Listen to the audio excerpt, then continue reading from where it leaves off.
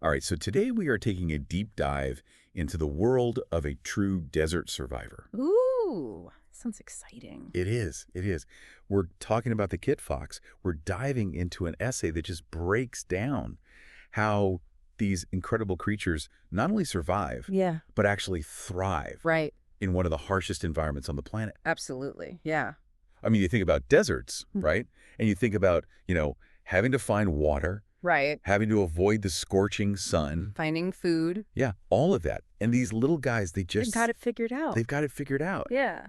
So this essay really kind of zeroes in on just how small they are, first of all. Okay. We're talking like roughly the size of a house cat, Wow. but with like these comically large ears. Yes. Like, Almost disproportionately large. yes, like if you just saw it running across the dunes, you'd be like, what is that? Yeah, those ears, they're not just for show. Wow. I mean, they're adorable. But... Okay, so what is it about those ears? Well, think about the desert, right? You've got those extremes, scorching heat during the day, freezing or at least very cold temperatures at night. Yeah. Those ears, they help to regulate their body temperature.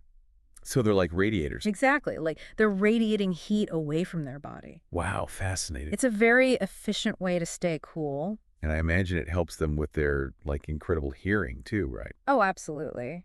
Especially because they are what's called crepuscular, Crepuscular. which means they're most active Okay. at dawn and dusk. Oh, interesting. So like the quietest times in the desert, So they really have to we have to listen rely on those senses. to pick up the slightest sound, you know.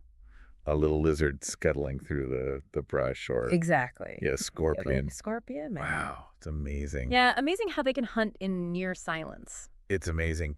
And I would also imagine that their fur coloration must play a role in that too, right? Oh, absolutely. Just blending right into that background. They're sandy colored, so it's perfect camouflage. Yeah. Both for hunting and for, avoiding becoming prey themselves. That makes sense. Have you ever noticed the fur on their feet?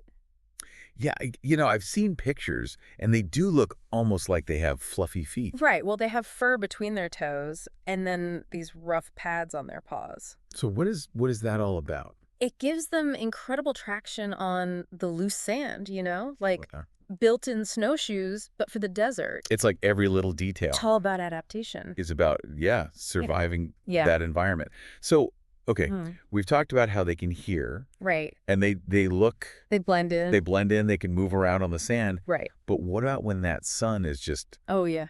blaring? What do they do during the day? Well, they're really good at avoiding that worst heat of the day. Okay. They spend the hottest hours just chilling in their dens. Okay, and tell me about these dens. Well, they'll either dig their own, or they'll take over dens from other animals. Oh, clever. And these dens provide a really cool safe haven from that scorching sun. Makes sense. Yeah. So while they're in those dens, I mean, this essay really talks about their diet and Yeah. how diverse it is. It is diverse. So what are they eating out there? Pretty much anything they can get their paws on. Really? Oh, yeah. Kangaroo rats, insects, birds, reptiles, Wow. even carrion if they have to. So they're not picky. Not picky at all. No, which again is part of what makes them such survivors. Yeah, you got to be adaptable Absolutely. in that kind of environment.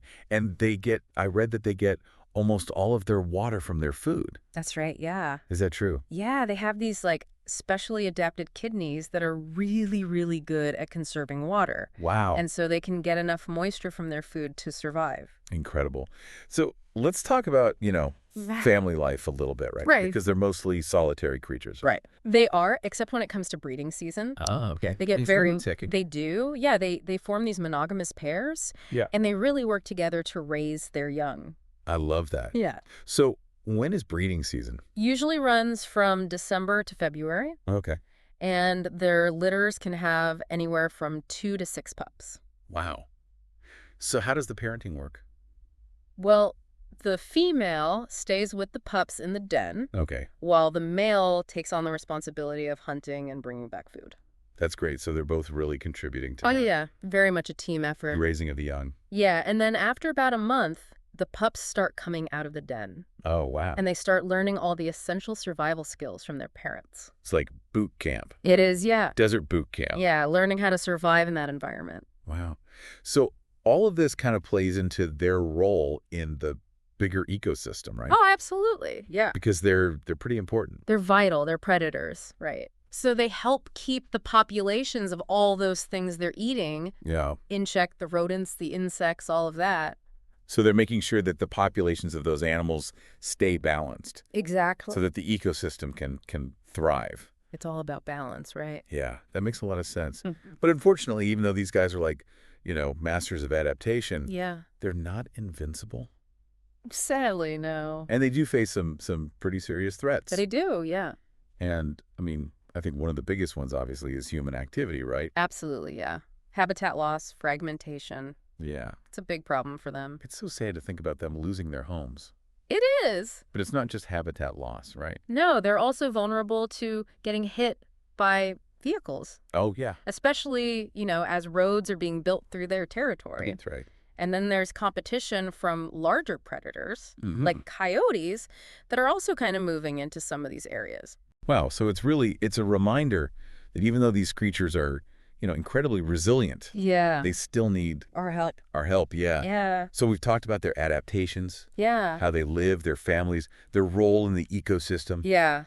and then the threats they face. Right. It's like we've got a glimpse into this hidden world, but also it's like a call to action in a way. It is. And it also makes you think, with all the changes happening in our world, especially climate change, Yeah, what does that mean for the kit fox? that's a really good point. Can they adapt to a rapidly changing desert? Is it getting too hot? Right, even for them. Even for them. Right, even for a desert creature. It's something to think about It is, it as is. we, continue to learn about them Yeah. and find ways to protect them. Well, I think that's a perfect note to end on. Yeah. So we hope you've enjoyed this little deep dive into the world of the kit fox. Me too. And, you've gotten a new appreciation for this desert survivor and learned a little bit about how we can help make sure that they are around for a long time. Absolutely. So thanks for joining us, Thanks for having me. and we'll see you on the next deep dive. See you then. Bye. Bye.